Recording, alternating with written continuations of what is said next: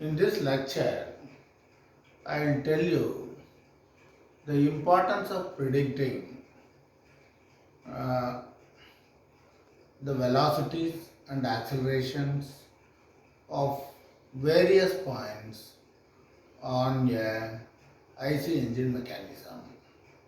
So here I will explain the importance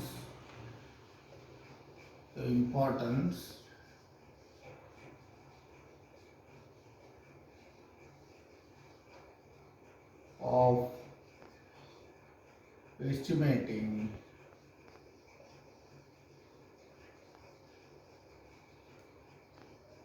velocities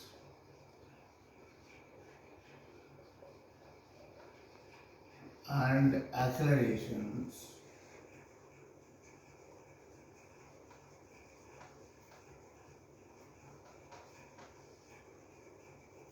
at various points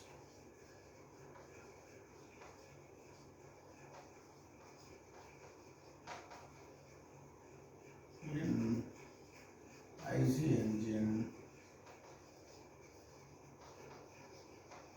mechanism.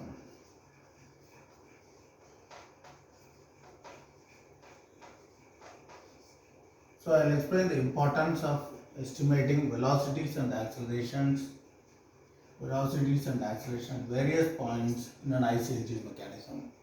For example, let us assume the IC engine mechanism is like this, okay?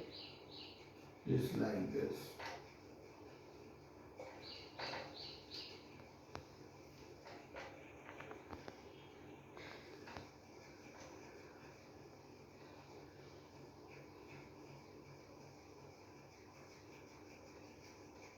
So this is connecting rod, this is crank, this is slider.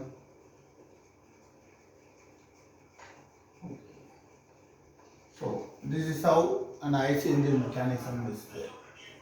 Let us assume it is revolving like this, right? It revolves like this. Okay? It revolves like this. So when the engine is revolving, when the crank is revolving, the slider will be reciprocating like this. Okay? So for at any particular position of this crank angle theta, right?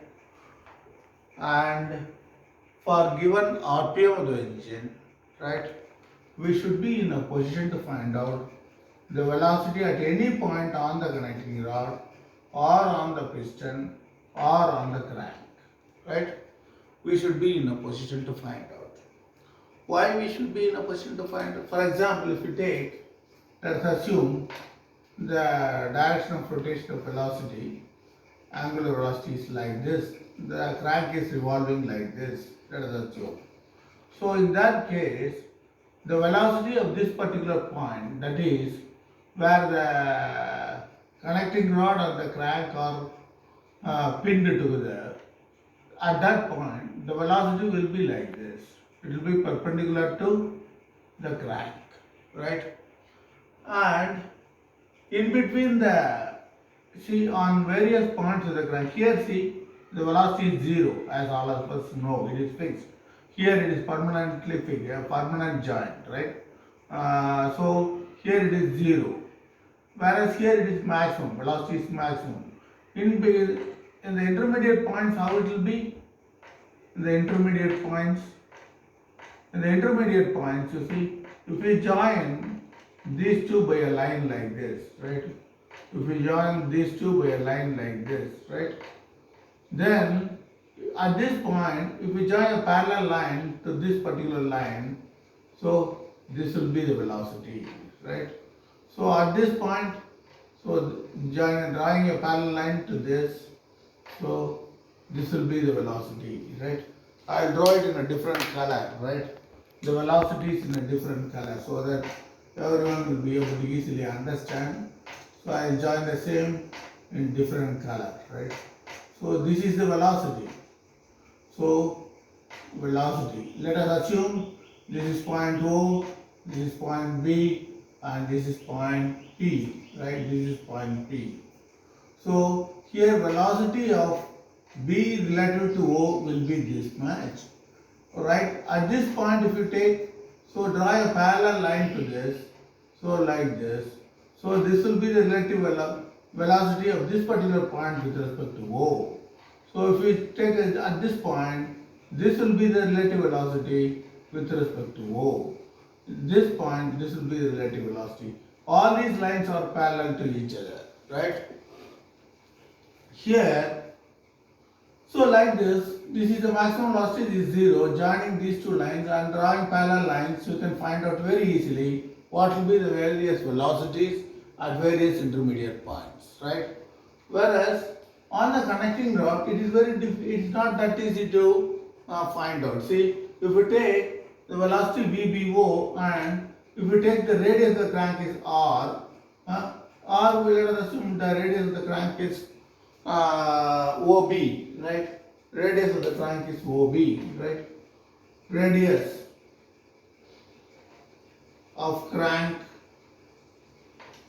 is equal to OB, right? So if the crank is rotating at a velocity of say omega radian per second, right? Omega radian per second. This is omega, right? So angular velocity of crank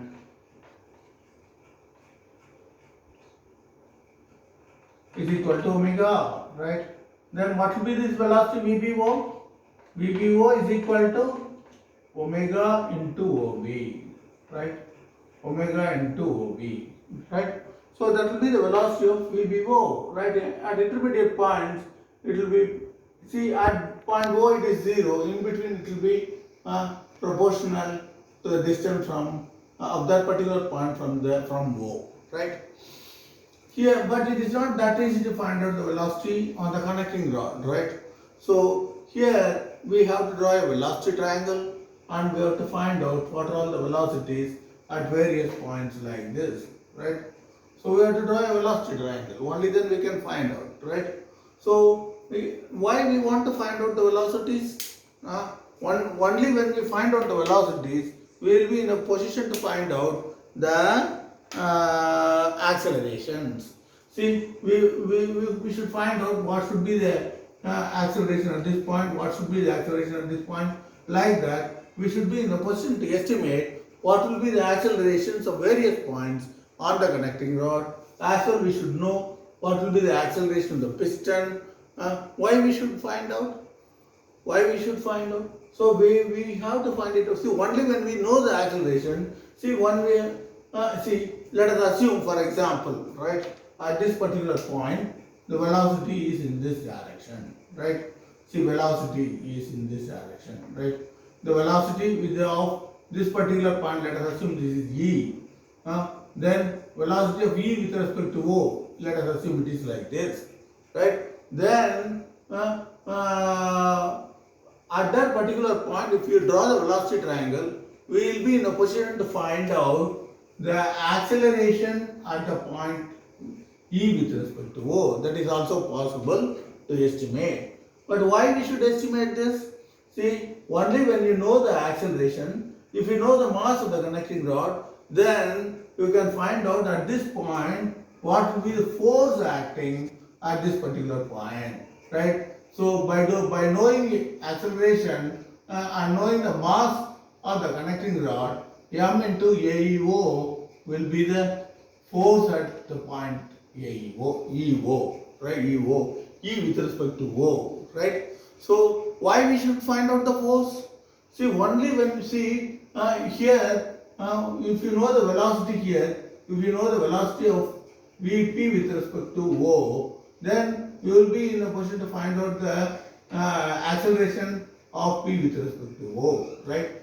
So O is the fixed point, right? So like this, we should know the accelerations at various points. Only then we will be in a position to find out the forces acting at various points of the mechanism. Why we should know? Only by knowing that we will be in a position to find out what is the force exerted on the foundation bolts, right?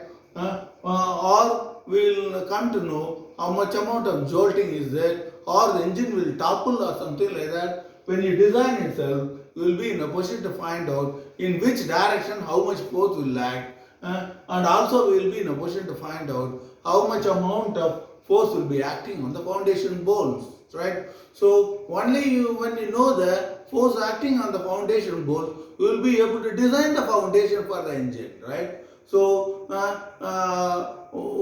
without knowing, you cannot design a foundation, right? You only when you know the forces on the bolts, right, foundation bolts, you will be able to design and by knowing the forces in different directions only, you can design the foundation at an optimum material consumption or material utilization, right? Or you can design the foundation in the most economic way, and you can design it in the best possible configuration only when you know the forces acting in different directions, right? So like this, so the importance of this is by knowing the importance of finding the accelerations is to find out the forces in different directions and also on the foundation bolts, right? And forces acting on the foundation in different directions.